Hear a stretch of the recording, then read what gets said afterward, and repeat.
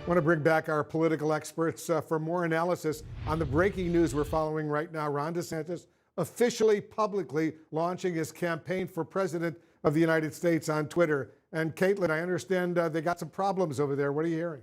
Yeah, this was a concern that some people had today when they said they were going to be announcing this on Twitter Spaces, which is essentially this audio-only offer that Twitter has where you could go and listen to a conversation someone has. That's what David Sachs, Ron DeSantis, and Elon Musk are supposed to be doing. But clearly, I'm not sure if they anticipated how many people would be listening to this or trying to join in on this. Obviously, you know, quite an audience on this. And there's a lot of glitches, Wolf, that are delaying this. It's still a difficulty to even actually listen to this conversation. It's not even totally clear if it's fully started. They were trying to do so a few moments ago and start this conversation. You heard Elon Musk briefly speaking on this, but it essentially kept crashing and kept dropping. And this is something that, you know, was a potential to happen. Obviously, Twitter has not been running smoothly, as you've seen how understaffed it's been.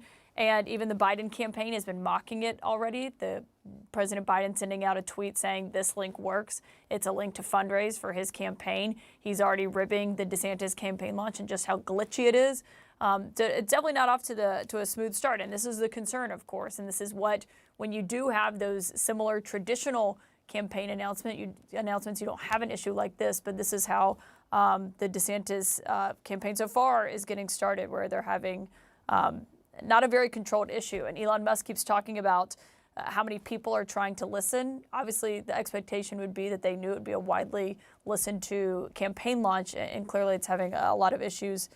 I don't even think it's actually happening right now, Wolf. It's very awkward. Based on what I can see. It was supposed to start about 20 minutes or so ago. It hasn't started yet. Sarah, you're our social media analyst. You're an expert in this whole area. Give us your analysis of what's going on, this major glitch unfolding right now for the DeSantis campaign.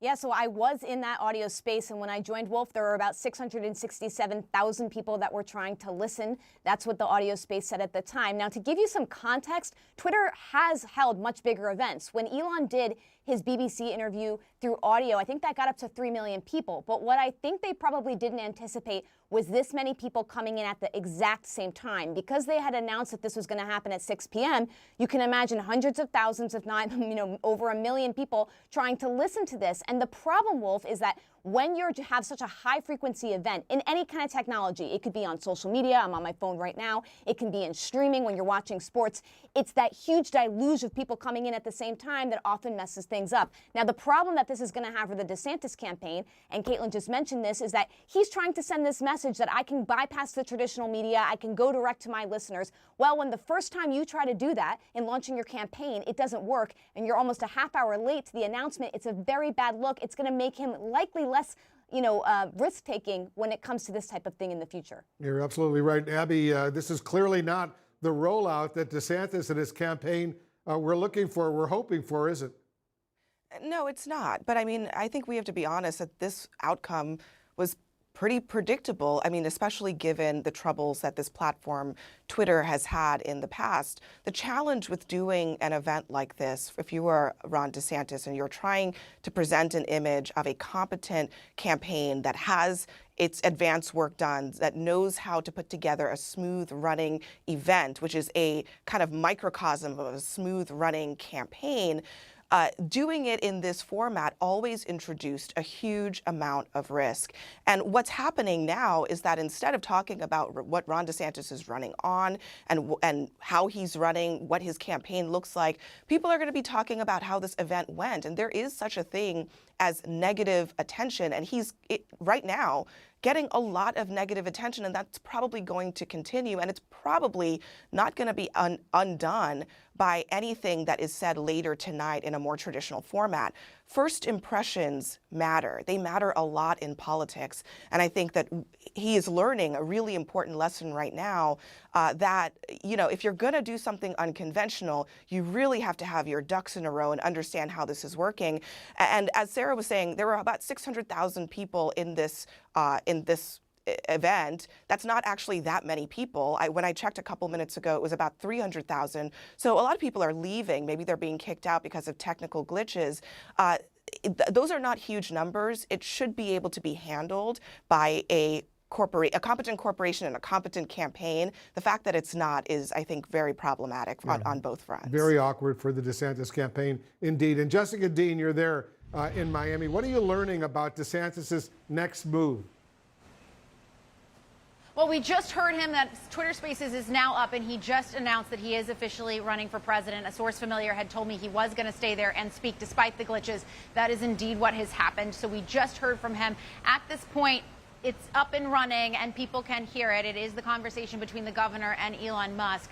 And again, Wolf, the news here is that he did just officially announce that he is running for president. But we're going to continue to monitor this and listen in, and we'll bring you more as it happens.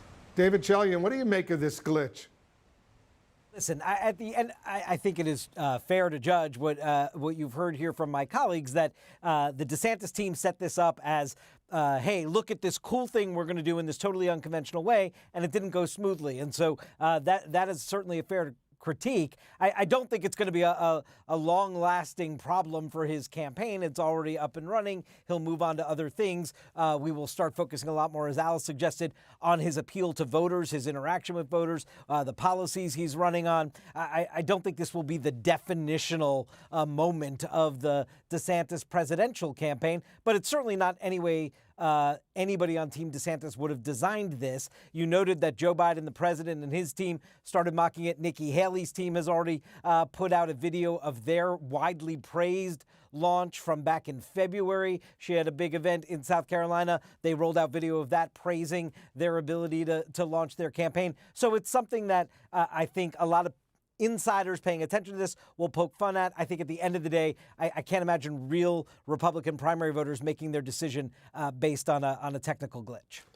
All right, Jeff Zeleny, you're our political expert. Well, give us the big picture right now. What does all this mean? Well, I think David is right. I mean, the reality is this, of course, is not a scripted rollout as Governor DeSantis would have wanted it. But we've always known the most important day is tomorrow, not today. There are many Republican voters who are hungry for an alternative to Donald Trump. That's what this race is indeed going to be about. Perhaps this will be a metaphor. We do not know. But the biggest day is tomorrow. And one of the things that is interesting is the generational argument and the generational change argument that he is hoping to make. He has three young children. He's 44 years old, about half the age of the president, and almost the same as Donald Trump. So he is going to make that argument to conservatives out there. So I think we will quickly forget about this Elon Musk Twitter situation. It's a judgment call, perhaps, and perhaps they won't do that in the future. But his campaigning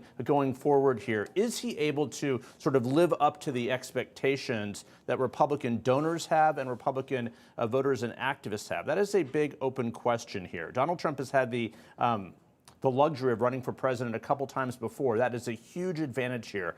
But one thing that the DeSantis campaign is going to be relying on that's slightly different than previous campaigns is a large super PAC called Never Back Down. They're essentially going to outsource much of their work on the campaign. That is also going to raise some questions here about the control that Governor DeSantis will have over all of this. He's known for some even supporters and admirers believe he's a control freak. So how he is able to sort of run as a candidate while there is this super PAC out there that is essentially knocking on doors, and they have these very large goals of hiring thousands of people in early voting states. How he's able to manage all that will be will set the stage for the success of his candidacy. But Wolf, the first presidential debate is about 3 months or so from now. So he does not have much time to get up to speed here. Yes, he has executive experience in Florida, signed a bunch of laws, but his campaign begins a whole new phase in his young political life. Again, 44 years old.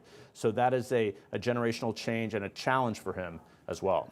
I suspect the DeSantis campaign, DeSantis himself, they regret the fact they didn't do a more traditional launch, a real speech, which all the cable networks presumably would have been taking live. Millions of people might have been watching. Instead, they've got this Twitter glitch that's going on right now.